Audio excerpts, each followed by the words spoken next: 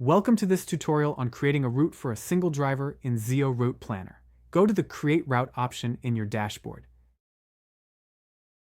Simply choose the driver you want to assign the route to. Fill in the start and end location.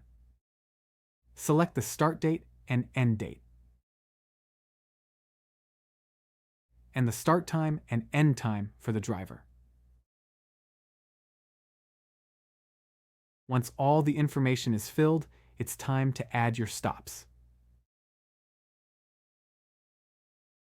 To do this, click on Upload Stops option.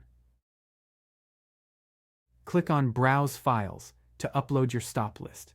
This can be an Excel or CSV file with all your delivery locations. You can download sample file to see what information Zeo expects. This is where Zeo matches the columns in your file to the correct fields in the system. After uploading, click on Proceed and then click on Confirm the mapping and Submit. Once you are done submitting, hit Save and Optimize. Zeo will generate the most efficient route for your driver. Now you can head over to the playground view. Here, you can see the assigned driver and the optimized route displayed on the map, giving you a clear visual of every stop they'll cover. And that's it! You've successfully created and assigned a route to a single driver using Zeo. Happy routing!